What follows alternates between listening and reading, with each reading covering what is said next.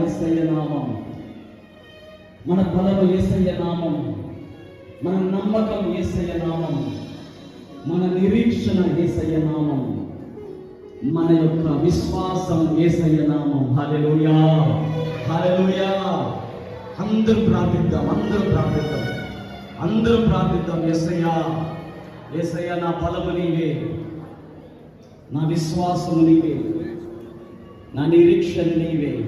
యేసయ్యా, నా శరీరంలో ఉన్న వ్యాధి, నొప్పి, బాధ తండ్రి తీసివేయండి. తండ్రి, నన్ను తాకండి.